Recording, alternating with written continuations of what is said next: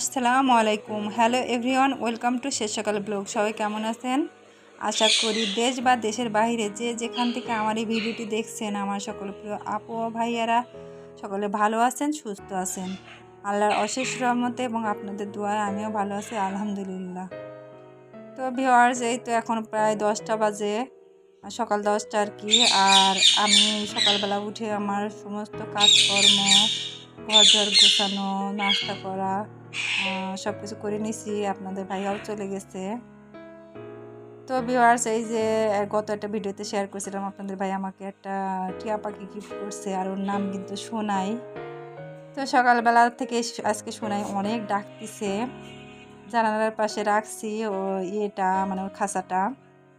তো এত ডাকাডাকি করতেছে, কি আর বলবো, বাইরের দিকটা দেখে হয়তো বা।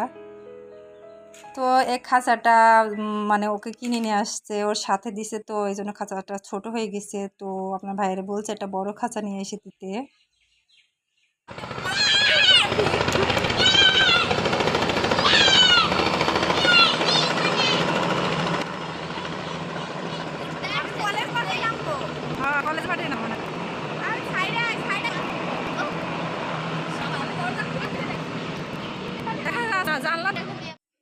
তো ভিউয়ার্স, হঠাৎ করে দেখি আমাদের পুরা বিল্ডিং নড়ে উঠলো। তো কি হয়েছে, ভয়তে তো আমরা সবাই মানে ছাদে চলে আসি। তারপর দেখি একটা হেলিকপ্টার মানে পুরা ছাদের উপর দিয়ে গেল।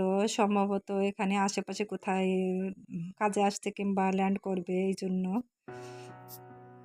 তো ভিউয়ার্স, এখন প্রায় 11:30 বাজে, আর আমি রান্নাঘরে চলে আসলাম, রান্না করব তাই।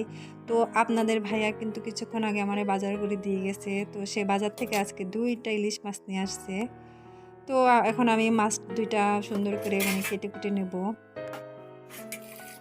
তো ভিউয়ার্স, আমি আজ ফার্স্ট টাইম মনে আপনাদের সাথে মাছ কাটা দেখাচ্ছি। আর এর আগে আমার মনে হয় না আমি কোনো ভিডিওতে মাছ কাটা বা অন্য কোনো মাছের মানে ভিডিও আপনাদের সাথে শেয়ার করছি। তারও কারণ আছে, আর কারণটা হলো আমি মানে ছোটোবেলার থেকে আমি মাছ কাটতে কম পারি, আর মাছ খাইও কম। আমি হাতে গোনা 3 থেকে 4টা মাছ অন্তত মানে শুধুমাত্র খাই, আর বাকি কোনো মাছ আমি ছোটোবেলা থেকে খাইও না, তাদের গন্ধও সহ্য করতে পারি না। তো একটা মজার কাহিনী শোনেন। আপনাদের ভাইয়ার সাথে যখন আমার বিয়ে ঠিক হয়, তখন আপনার ভাইয়াকে আমি কি শর্ত দিছিলাম জানেন?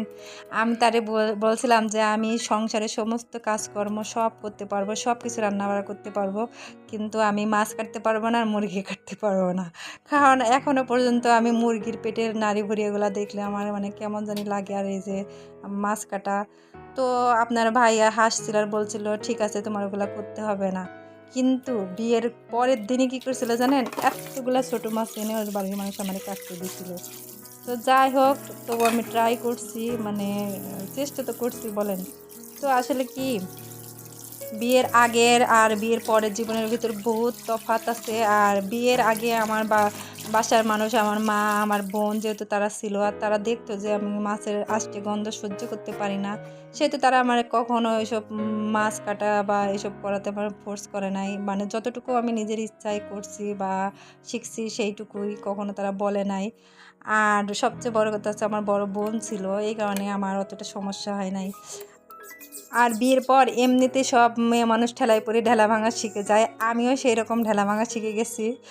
মানে আমি এখন আল্লাহর রহমতে অনেক রকম মাছ কাটতে পারি, আর এই যে রান্নাও করে দেই, কিন্তু আমি খাই না।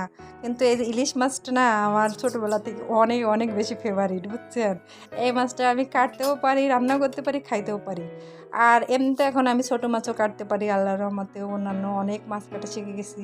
যাই হোক, গল্প করতে করতে দেখুন আমার কাটাকুটি ধোয়া ধুই তারপর সব রেডি করা শেষ, এখন আমি রান্না বসাই দিচ্ছি।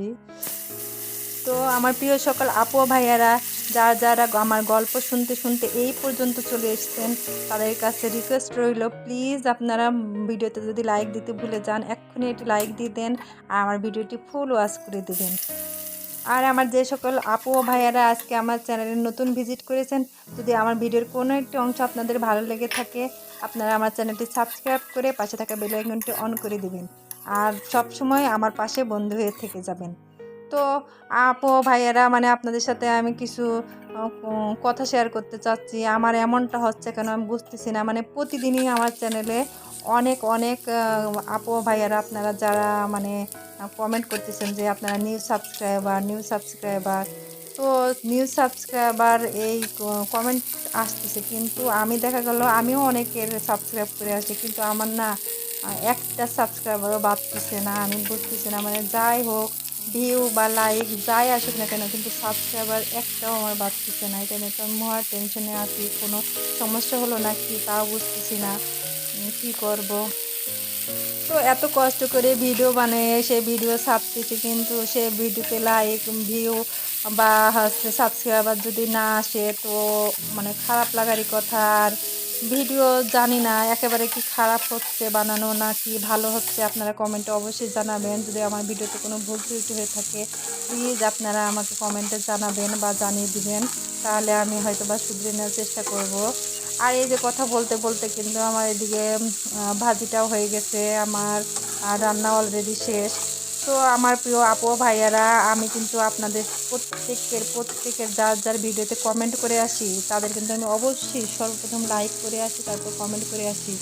তো আপু ভাইয়ারা আর ফুল ভিডিও ওয়াচ করে আসি, আপনারাও প্লিজ লাইক কমেন্ট আর ভিডিওটি ফুল ওয়াচ করে দেবেন আমি আশা করি।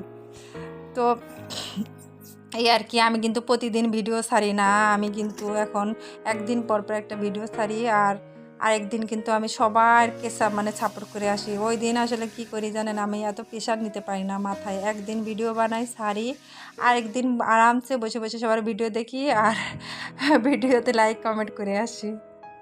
ভিউয়ার্স, বক বক করতে করতে এদিকে কিন্তু আমার সমস্ত কাজ গুছানো, রান্না বাড়া করা বা বাকি কাজ সব কিছু করা হয়ে গেছে। তো এখন এই যে আপনার ভাই আসছে দুপুরে খাবার খেতে, তো এই যে আমরা খাচ্ছি। আর আপনার ভাই হাসতেছে কেন জানেন? কারণ আমি প্রতিদিন জিজ্ঞেস করি রান্না কেমন হয়েছে, আর সেই জন্য সে হাসলো। কারণ সে প্রতিদিনই বলে এক কথা, প্রতিদিন জিজ্ঞেস করতে হয় তোমার রান্না তো এমনিতেই ভালো হয়। সে এই জন্য হাসলো। তো যাই হোক, আমার আপু ভাইয়ারা সবাই ভালো থাকবেন, সুস্থ থাকবেন। আল্লাহ হাফেজ, আসসালামু আলাইকুম।